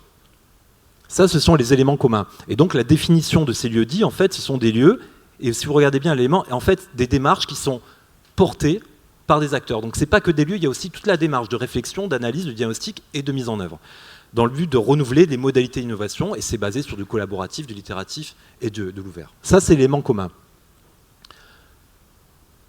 Autre élément qui caractérise ces lieux, c'est les fonctionnalités. Et si vous regardez bien, aujourd'hui, on attribue un très grand nombre de fonctionnalités, de finalités à ces dispositifs. Parfois trop, à mon sens. Ce sont des lieux d'acculturation, ils ont une fonction d'accompagnement, de formation, de montée en compétences, de mise en relation, de production d'innovation. Déjà, on peut se poser la question, est-ce qu'on n'est pas un peu trop ambitieux? Est-ce qu'on passe pas la barre un peu trop haut par rapport aux capacités de ces structures, de ces dispositifs? En fait, si on regarde bien, ça se résume à 3 fonctions génériques, c'est le lieu dit. Premièrement, c'est de générer de l'innovation, c'est quand même le but. C'est de produire de l'innovation qui est en phase avec l'organisation et avec son environnement, adapté aux attentes des usagers. Et donc là, on retrouve le lieu dit, le campus des cadres, c'est une. Le deuxième élément, c'est de modifier les comportements, l'autre fonction de ces dispositifs. C'est-à-dire ce qu'on appelle des apprentissages en boucle simple, on va essayer de modifier les pratiques, générer de la créativité, de la collaboration, de la montée en compétences. Et ça aussi, c'est une des fonctions qui est attribuée à ces lieux dits.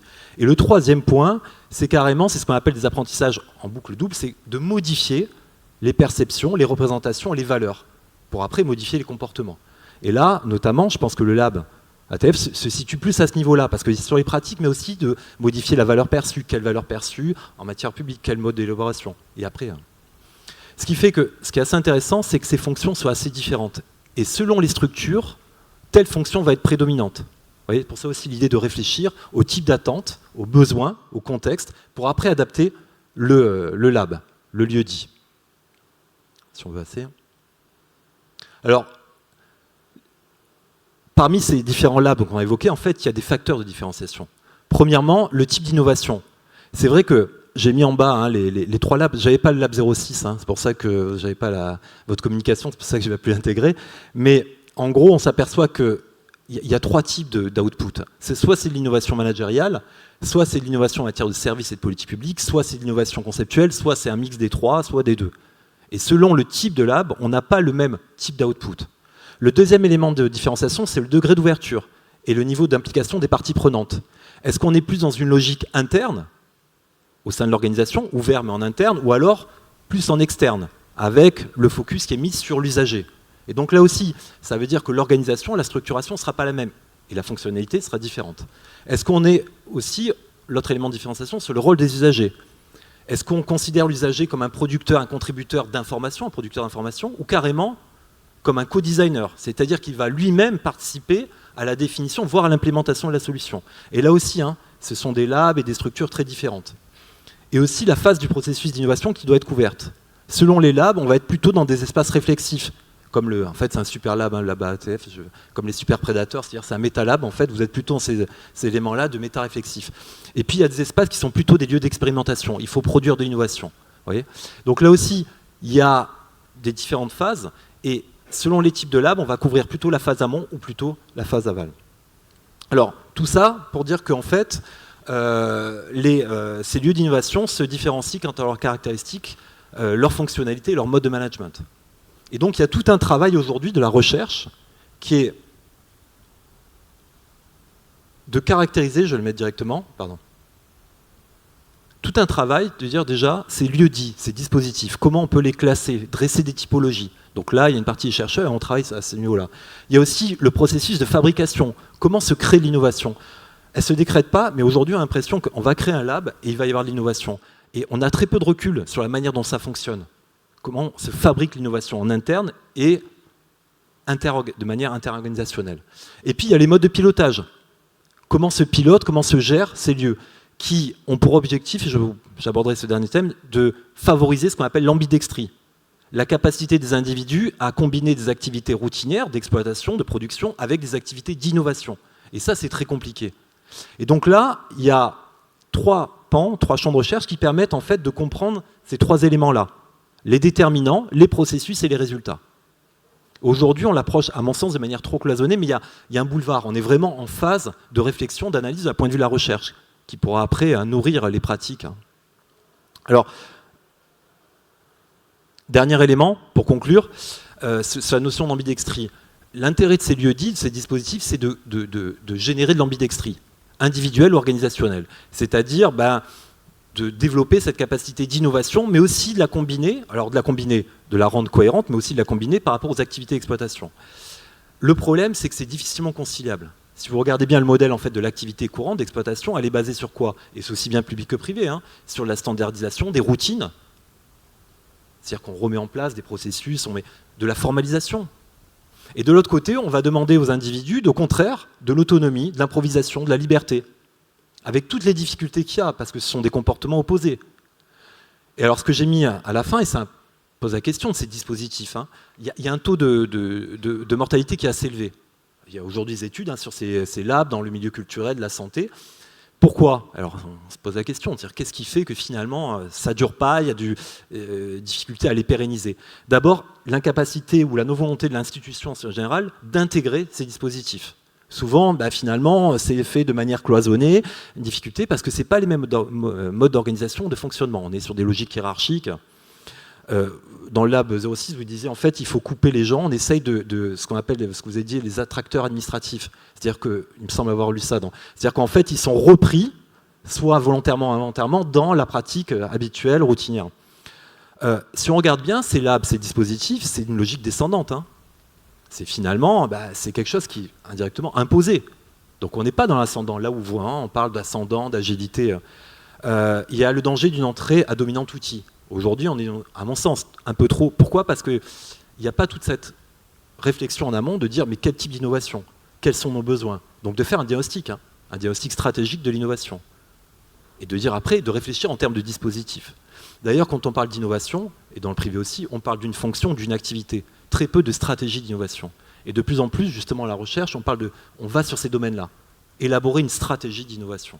D'accord? Et donc là, il y a cet élément. Et le risque, c'est de partir sur l'outil, et ce qui est un peu le cas, mais privé-public quand même. Le sentiment de concurrence et de mise en danger, ça aussi, il faut l'étudier, ça, c'est intéressant. L'idée que, et vous l'avez évoqué, c'est-à-dire qu'on est en concurrence avec des acteurs qui ont leur zone de pouvoir, leur domaine d'activité, qui sont spécialisés certains dans l'innovation. Et donc là, il y a un risque qui est important, d'où ces conflits. Et ça va générer des conflits, ces dispositifs. Et la difficulté après de réintégrer les activités. Quand vous avez touché à ces éléments-là de non-hiérarchie, d'autonomie, c'est un peu plus compliqué. La difficulté de passer d'un rôle de sachant à un rôle d'accompagnateur. Et donc là, ce sont les managers, les cadres qui... L'idée, on n'est plus dans le descendant, c'est-à-dire que les solutions ne sont pas imposées, existantes. Théoriquement, on est là uniquement pour accompagner ces processus. Ça veut dire des compétences quand même qui sont nouvelles, et puis accepter ce rôle-là. Et ça aussi, c'est compliqué. Et puis, le dernier point, c'est le danger du mimétisme, que l'on connaît dans toutes les organisations publiques comme privées, du mimétisme normatif ou de l'isomorphisme mimétique, c'est-à-dire qu'en gros, puisque les autres le font, on le fait. Et sans parfois se poser la question du besoin, de l'attente. Et encore une fois, ces dispositifs sont très intéressants, porteurs d'énormes fonctionnalités, mais je pense qu'il y a toute une approche contingente à développer, de l'adapter au contexte. Mais ça veut dire comprendre et diagnostiquer les contextes. D'où ce management qui doit poser sur la partie stratégie et analyse. Merci. Merci Christophe de ce regard. Je sais qu'on est en retard et qu'on va aller déjeuner, mais je veux quand même garder 5-10 minutes, si vous voulez bien, pour qu'on puisse interagir. Je pense que vous avez des questions, même si vous avez faim. On va se nourrir de nos connaissances et on se nourrira ensuite d'autres éléments. Est-ce qu'il y a des questions par rapport aux interventions qui ont eu lieu ce matin sur cette table ronde? J'espère qu'il y en a quand même. Merci, c'est gentil.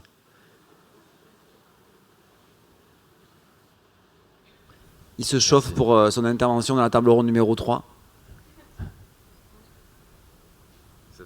Ok, merci. Nils Randry à mon antenne, je suis directeur de projet au Conseil régional des Pays de la Loire. Alors en effet, j'interviendrai cet après-midi, mais j'ai une question, parce que j'ai eu la chance de rencontrer Magali il y a quelques années de ça, au tout début de l'aventure. Je faisais un stage, vous l'avez sûrement oublié, mais j'étais un petit stagiaire à l'époque et je vous avais rencontré une petite heure, vous m'aviez présenté votre projet de lab. Donc maintenant, je vois avec le recul le succès que ça a pu avoir. Et on a un projet un peu similaire à la région qui s'appelle l'Absolu, qui est piloté par Claire El Gamadi. Et la question que je me pose du coup en termes de benchmark, c'est de savoir selon vous quels ont été les facteurs clés de succès de votre aventure. Et peut-être poser autrement, est-ce qu'il y a des choses avec le recul que vous auriez fait autrement? Il faudrait que je prenne le recul. Alors, les facteurs de succès, pour moi, ce sont les personnes. En fait, si ce Lab 06, il a été aussi loin, c'est parce que il a été doté de personnes qui étaient extrêmement convaincues sur le fait qu'il fallait changer la manière de procéder.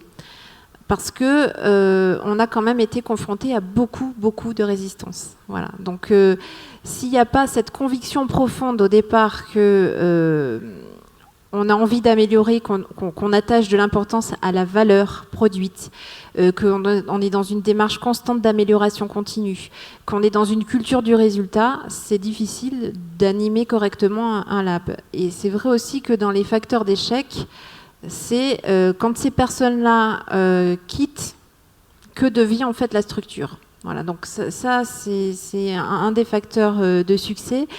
L'autre facteur de succès quand même, c'est que je pense qu'aujourd'hui, nos collègues, les agents publics, ont besoin de sens. Vraiment, ils ont besoin d'avoir une direction. Et ce sont quand même des lieux où on questionne les problématiques, donc où on remet du sens. Donc ça, je pense que c'est un effet levier qui est excessivement fort dans une organisation, de prendre le temps de se questionner sur le pourquoi, et pas d'être complètement sous le diktat du comment, qui est quand même un peu nos quotidiens, pour pouvoir produire vite, etc. On ne se pose plus trop la question du pourquoi. Ce que j'aurais pu changer, en fait, je pense qu'il faut que je mette de l'eau dans mon vin. Voilà. Je suis trop passionnée, je suis trop entière. Alors c'est ce qui fait aussi que je ne me suis jamais découragée. Mais peut-être que j'ai un peu péché et que je n'ai pas réussi suffisamment à diffuser cette culture. Aujourd'hui, je ne suis plus au Lab 06. Je ne sais pas ce que va devenir le Lab 06, très clairement. Voilà. Je ne sais pas si j'ai réussi à créer assez d'énergie autour de ce concept, d'envie aussi de la part de mes collègues de réintégrer. Alors c'est vrai que lorsque je suis partie en faisant une dernière action de transmission où j'ai passé en revue pendant une journée un certain nombre d'outils méthodologiques et où j'ai vraiment, sur des collègues volontaires, hein, j'ai transmis le maximum de savoir et je me mets à leur disposition en leur disant si vous avez besoin de moi même après, vous m'appelez, je vous aiderai. Mais je ne sais pas en fait ce que va devenir le lab aujourd'hui en n'étant plus au sein de ce lieu. Voilà. Donc, si je devais changer quelque chose, c'est certainement là-dessus que je réfléchirais de nouveau. Voilà. Pour compléter peut-être cette réponse, sans parler du Lab 06, parce qu'on ne le connaît pas bien, mais on a fait une étude avec Christophe et d'autres des collègues sur justement les facteurs déterminants de l'innovation. Qu'est-ce qui fait qu'une collectivité innove ou innove pas? Et on a fait une revue littérature, beaucoup d'auteurs ont travaillé sur ça. Je fais très simple, il y a deux facteurs déterminants principaux. L'externe, c'est la pression sur les ronds-points, la compétition politique, la pression financière, la pression fiscale. Ces pressions-là ou ces contraintes exogènes qui vont agir sur finalement l'obligation de la collectivité à revoir ses modes de fonctionnement. Premier facteur possible. Deuxième facteur, c'est plutôt des facteurs internes, c'est-à-dire que ce n'est pas l'externe qui va faire à la place de nous, c'est nous qui allons décider. C'est capacité de leadership, capacité de la collectivité à se structurer, à mettre en place des dispositifs internes, etc.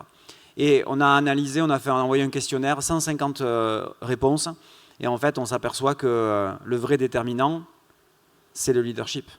C'est-à-dire que la pression concurrentielle externe, si vous attendez que votre collectivité soit en pression totale pour innover, ça ne se fera jamais. Même si le mur est là, alors peut-être que si le mur est vraiment très près, voire passé, peut-être qu'on sera en capacité de prendre des décisions. Et malheureusement, c'est déjà trop tard. Donc la seule voie d'innovation, le seul déterminant, le facteur clé de succès, c'est la capacité de leadership politique sur la question de l'innovation, leadership aussi technique, puisqu'il faut avoir dans la hiérarchie des gens qui soient ouverts à la question de l'innovation. Sur le deuxième point clé, la stratégie, moi je pense qu'il y a un élément clé, c'est ce qu'on essaie de travailler aujourd'hui, par exemple avec la ville de Saint-Paul-et-Dax, même si c'est caricatural, nous on pense que l'innovation c'est une politique publique. Comme la culture, la solidarité, ou demain le numérique, c'est une politique publique. Pourquoi? Parce que ça oblige finalement à se poser la question de le lien entre l'innovation et le sport, l'éducation. En faisant une politique publique, on est obligé de savoir où on est. Quelles sont nos intentions, quels sont nos objectifs et quelle est notre stratégie en matière d'innovation. Et je pense que la question d'innovation, ce n'est pas simplement une question d'outils. J'ai fait un joli lab, je fais des entrepreneurs. C'est aussi la question de la stratégie. Comment, pourquoi je fais ça et quels sont mes besoins qui sont à l'origine. Juste pour répondre, vous dites FCS, mais pour les FCS, c'est d'avoir fixé, c'est en gros la performance du lab. Et ça suppose que les objectifs étaient fixés préalablement. Vous voyez, ça aussi, ça peut susciter de l'opposition parce qu'on ne sait pas bien évaluer, parce qu'on n'a pas précisé les objectifs. Donc on peut critiquer le lab. Si le lab, c'était de modifier les comportements, à ce moment-là, il faut l'évaluer comme ça, et le FCS différera. Ce que je veux dire, c'est que s'il n'y a pas cette réflexion sur les objectifs, on aura du mal à évaluer les FCS, et donc les résultats, et donc après, prolonger ces démarches. Le dernier point, sur le facteur individuel, vous voyez, dans le public, le gros problème, c'est qu'il faut des leaders, mais si l'outil est personnalisé par une personne, un leader, moi je l'ai vu au CNES pour les méthodes auto-attrées, quand celui-ci s'en va, généralement la démarche elle part avec. Donc c'est à la fois un FCS, mais c'est aussi un risque énorme de faire reporter sur une personne la légitimation. C'est pour ça qu'effectivement la logique de dissémination du portage est relativement importante comme étant un facteur de survie de ces. Et c'est vrai que cette analyse-là est totalement différente dans le secteur privé parce que le facteur exogène, le marché, crée la concurrence, la compétition, crée une obligation d'innover pour la PME ou l'entreprise. Nous, ce marché-là, il n'est pas formalisé. Alors là, il se trouve que depuis quelques semaines ou mois, il est dans les ronds-points. Et quelque part, ça peut-être oblige aussi la question de l'innovation à se diffuser dans la collectivité. Mais c'est plutôt une question de leadership pour l'instant, me semble-t-il. Philippe Lemaire. Moi, j'ai une question pour l'ensemble des collègues qui sont là. On a vu tout à l'heure qu'en fait, on ne pouvait pas faire de l'innovation en étant ouvert à l'extérieur et fermé à l'intérieur. Mais à l'intérieur, il n'y a pas que nous, il y a les élus. Et j'aimerais savoir si certains d'entre vous ont mis en place des démarches pour amener les élus aussi. Parce qu'au-delà de la bienveillance du président ou du vice-président qui peut être chargé de ces questions-là, parfois on peut avoir des freins d'élus qui n'aiment pas trop quand les techniciens sont devant. Donc est-ce que vous avez mis en place des démarches en parallèle pour aussi amener les élus à aller aussi vers ces démarches-là ? Moi, du coup, je vais juste faire un tour par rapport à ce qu'on voit. Au lab, on a une bonne vision de ce qui peut se faire de l'état de l'art dans un certain nombre de structures. Ce qu'on voit chez certains collègues, c'est un portage préalable la plupart du temps, donc de la direction générale, et avec ou un soutien actif des élus, ou en tout cas pas d'opposition, mais c'est un préalable pour beaucoup de collègues. Sur certains, ils ont réussi à vendre entre guillemets leur démarche en développant aussi des services à l'usage des élus, notamment sur le décisionnel. Donc ils avaient des structures d'innovation qui destinaient avant tout au service ou avant tout à l'interne. Et ils sont allés chercher des petites choses à faire avec les élus pour pouvoir leur montrer le type de choses qu'ils pouvaient faire. Je pense à un département qui a mis en place avec une petite équipe innovation un outil de business intelligence en fait à destination des élus, qui était quelque chose via une application, un truc très sympa fait maison, où il leur faisait choisir entre différentes politiques publiques ce qu'ils préféraient au vu d'un certain nombre de critères d'arbitrage, et c'était un prétexte pour leur montrer ce qu'ils savaient faire. Et à ce moment-là, les élus ont pu rentrer dans la démarche vraiment et être convaincus. On est quand même sur des labs qui sont souvent portés par des directions générales et qui ont une vocation interne avant tout, et une vocation indirecte. C'est-à-dire que c'est des labs qui vont venir former les managers qui gèrent les politiques publiques ou les inciter à mettre en place des choses eux-mêmes. Donc ce facteur indirect fait qu'on n'a pas si souvent, à ma connaissance, d'opposition frontale. C'est une vraie question parce qu'en fait, et on remarque que dans le cycle de l'innovation, il y a au départ différentes phases. Les phases amont sont des phases de créativité, d'invention, qui sont des phases plutôt positives parce que en fait, les acteurs vont se mobiliser facilement. Les phases qui sont plutôt aval, c'est l'appropriation, c'est l'intégration du nouveau mode de fonctionnement dans la routine. Et si là, l'élu n'est pas porteur, n'est pas intégré dès le départ de la démarche, en fait, on s'aperçoit que l'appropriation ne se fait pas. Donc en fait, on génère des idées, de la créativité qui ne sont jamais insérées dans le système. Qu'est-ce qui se passe à la fin ? Le lab meurt. Ça ne marche pas. C'est-à-dire que si les routines ne sont pas transformées par les nouvelles idées, ne sont pas intégrées, et les décisions étant prises par les élus, la question de l'intégration des élus dans le processus d'innovation est une démarche clé.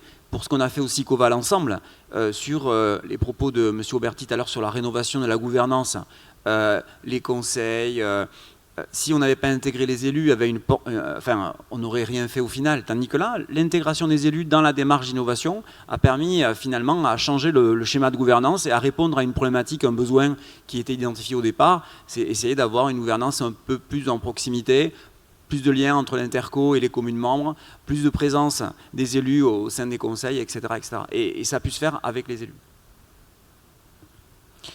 Une dernière question ? Ah, pardon, il y avait une réponse. Non, juste quelque chose de très très rapide. Nous, on est aujourd'hui vraiment sur un accompagnement plutôt interne. C'est pas un lab. C'est vraiment un accompagnement au changement un peu massif. Et pour ça, en termes de sponsors, on a une présidente qui a quand même donné le cap de manière très très claire. Donc ça, c'est assez utile. Et un DGS et une DGARH qui portent vraiment à fond ce qu'on fait. Donc c'est pas suffisant pour susciter l'adhésion et faire vivre le truc, mais c'est pas mal. Par contre, là, on va passer sur de l'innovation plutôt externe, avec l'incubateur de start-up, on réfléchit aussi aux questions des labs, et de mon point de vue, et surtout dans une région, on a des élus qui sont quand même un peu stratosphériques, et pour qui les résultats et la rapidité sont très importants, mais le processus et la manière de faire, à la limite, c'est pas vraiment leur problème. Et donc moi, je m'interroge vraiment sur... la question pour moi, c'est de savoir quand on va passer vraiment sur des sujets un peu plus externes, parce qu'on a choisi de commencer par l'interne et par la culture, comment on raccroche nos élus et quelle juste place on leur donne, parce qu'on a aussi des élus qui peuvent prendre beaucoup de place, on a des élus plutôt de dimension aussi nationale, donc c'est une vraie question que je me pose. Monsieur Marie, pour terminer, après on ira déjeuner. Oui, bonjour. Philippe Marie, directeur général donc, de la ville de Saint-Paul-et-Dax, que vous avez cité précédemment. Donc oui, la question de la place des élus est très importante, elle est essentielle, d'autant plus, me semble-t-il, par rapport à des petites communes comme la mienne, où on conduit l'innovation managériale, et pour autant, je pense qu'il est important de les sensibiliser. Leur relation avec l'équipe managériale ou l'équipe de direction ou les techniciens est plus de proximité et plus étroite dans de petites communes que dans des établissements plus importants ou des départements. Alors effectivement, je sors un peu de la question des labs, mais je parle plus généralement de l'innovation managériale. C'est compliqué, d'autant plus que vous savez tous que l'année prochaine, il y aura des échéances électorales, donc il faudra aussi de nouveau repartir, parce qu'il faudra l'action publique, c'est aussi la continuité, et il faudra donc repartir de nouveau avec de nouveaux élus et réexpliquer un peu notre action et faire en sorte à ce qu'ils s'associent et puissent s'inscrire totalement dans notre mouvement. Donc je pense que plus la structure est petite et plus c'est souple, mais plus c'est compliqué également. Merci Monsieur Marie, je propose qu'on arrête là.